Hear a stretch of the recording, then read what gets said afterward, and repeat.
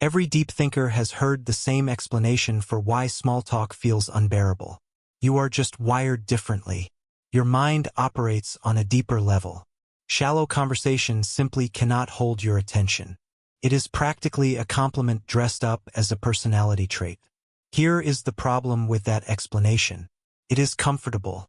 And comfortable explanations are almost never the complete ones. If the struggle with small talk were purely about intellectual depth, then every highly intelligent person would share it equally. But that is not what actually happens. There are brilliant researchers who move through casual conversation with complete ease. There are deeply creative people who genuinely enjoy the lightness of surface-level exchange. And there are others, equally thoughtful, equally perceptive, who find those same interactions so draining they will actively reroute their day to avoid them. Same depth of thinking, completely different experience of small talk. Which means intelligence is not the real variable. Something else is. By the end of this video you will know exactly what that something else is. And the answer is going to reframe not just why small talk is hard, but what that difficulty has quietly been costing you in ways you may not have fully considered yet. But before we get there is one specific thing that happens inside a deep thinker's mind during small talk. A particular internal experience that most people in this situation have never had named for them, that explains everything. We will get to it. Hold that thread. First, let us establish what small talk actually is. Not what it feels like to someone who struggles with it, but what it is actually doing in human social architecture. Small talk is not about information. It is about safety. When two people who do not know each other well exchange comments about the weather, the weekend, the length of the queue, neither of them is genuinely interested in the meteorological update. What they are doing is something far more fundamental. They are signaling. Each exchange is a low-stakes test of basic social compatibility. Are you easy to be around? Do you follow the rhythm?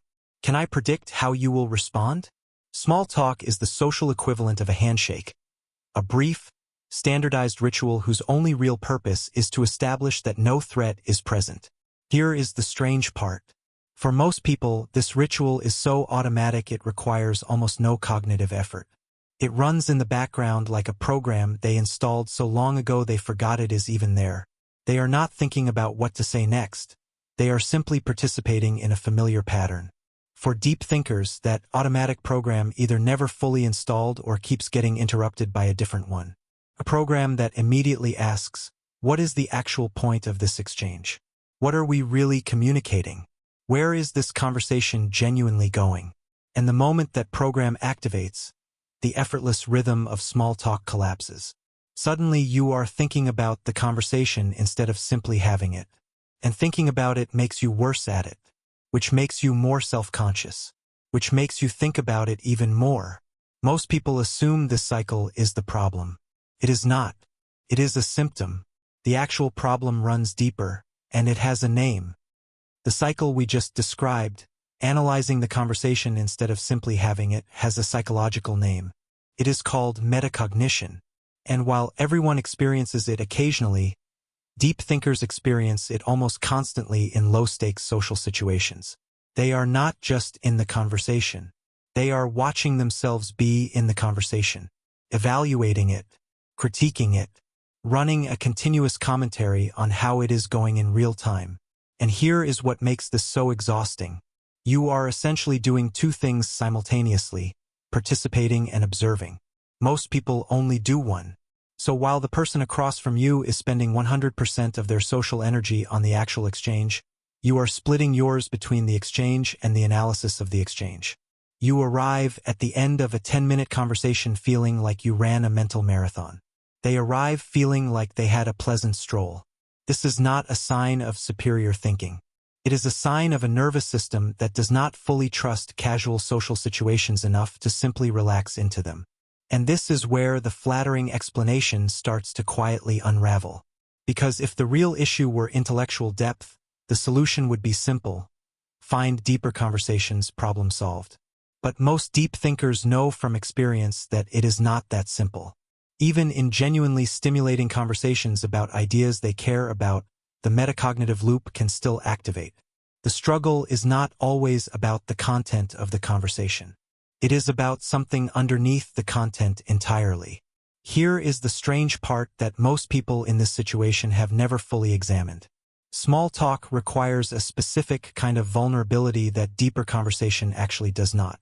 In a conversation about ideas, philosophy, psychology, or any subject with genuine substance, you can hide behind the content. Your thoughts are on display, but you, the person having them, can remain somewhat protected. The topic carries the interaction.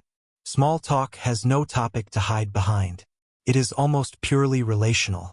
Two people, minimal content, nothing to focus on except each other's presence and the quality of the connection itself. And for someone whose nervous system has learned, for whatever reason, to be cautious about unstructured social exposure, that nakedness is not just uncomfortable. It is threatening at a level that has nothing to do with intelligence. This is the thing that competitors never say about deep thinkers and small talk. The avoidance is not always about being too smart for shallow conversation. Sometimes it is about finding shallow conversation too exposing, too unstructured, too dependent on a kind of effortless social ease that feels either unavailable or unreliable.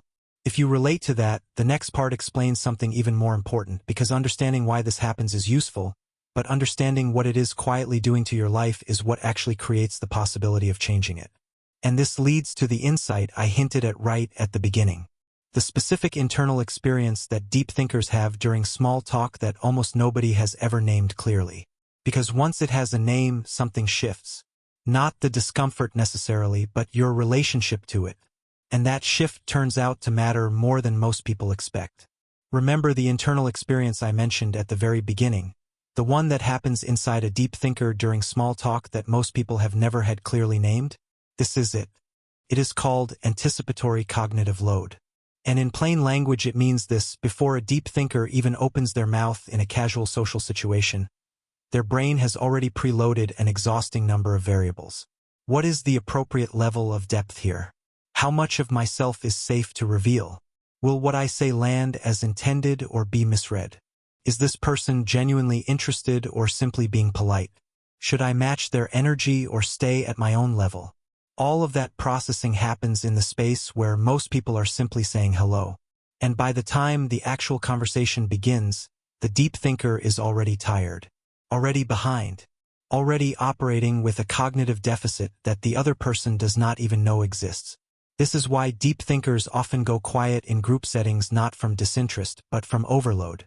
The mental cost of entry into casual conversation is so high that staying silent becomes the more efficient option. And silence, in social environments built around easy exchange, reads as aloofness, arrogance, or disengagement, none of which are accurate, but all of which have real consequences. Here is what that quietly costs you over time. Every avoided small talk interaction is also an avoided opportunity. The colleague you never chatted with casually who turned out to be the exact connection you needed. The person at the event you dismissed as surface level who carried a depth they simply did not lead with. The relationship that never developed past acquaintance because the early small talk stage felt too tedious to endure. Deep thinkers frequently bypass the shallow end of the pool entirely, not realizing that for most people, the shallow end is where trust gets built before anyone ventures deeper. Small talk is not the opposite of meaningful connection. It is the entrance to it. And treating it as beneath you, or more accurately, as too exposing to risk, means consistently arriving late to relationships that started without you at the door. But here is what actually helps. And it is not learning to enjoy small talk, because that framing sets an impossible target. It is understanding what small talk is actually asking of you and deciding deliberately how much of it to give. Small talk asks for presence, not performance. It asks you to be momentarily available to another person without an agenda, without depth as a requirement, without the conversation needing to go anywhere significant. That is a much smaller ask than it feels like when your nervous system is treating it as a high-stakes evaluation. The deep thinkers who navigate this most successfully are not the ones who became extroverts or learned to love surface-level exchange. They are the ones who stopped waiting for conversations to earn their presence before they gave it. Who understood that showing up simply, without the full weight of their inner world on display, is not a betrayal of their depth. It is, in fact, one of the quietest expressions of it.